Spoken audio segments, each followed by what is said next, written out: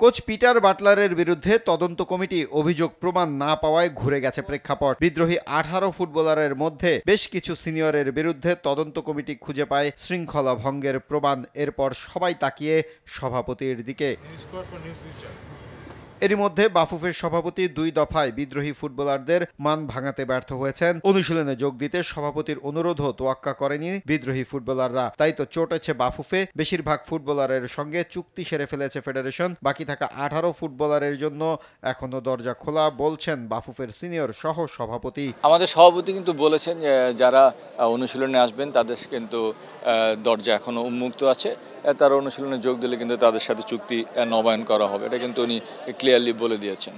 তো এখানে আর কোনো অস্পষ্টতা আছে বলে আমি মনে করি না। আমরা চাই যে 18 জনই ফুটবলে ফিরে আসুক, কারণ তারা কিন্তু আমাদের দেশকে অনেক সম্মান এনে দিয়েছে। তো আমরা তাদেরকে অসময়ে হারাতে চাই না, কিন্তু তারপর একটা কথা বলতে আসলে ডিসিপ্লিন সব কিছুর ঊর্ধ্বে। তো আমরা যেমন তাদেরকেও হারাতে চাই না, ঠিক তেমনি আমরা ডিসিপ্লিনের সাথে কোনো আপোষ করতে চাই না। চলতি মাসেই আরব আমিরাতের বিপক্ষে ফিফা প্রীতি ম্যাচ খেলবে বাংলাদেশ দল। সেই সফরের আগে বিদ্রোহীরা নিজেদের অবস্থান থেকে সরে না আসলে কঠোর হবার ইঙ্গিত দিলেন বাফুফের এই শীর্ষকর্তা। কোনো শূন্যতায় কিন্তু অপূর্ণ থাকে না, শূন্যতা কিন্তু পূর্ণ হয়ে যায়।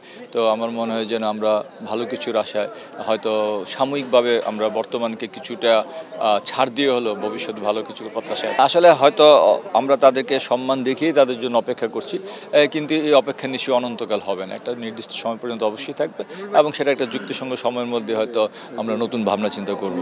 মাহফুজুল ইসলাম, RTV, ঢাকা।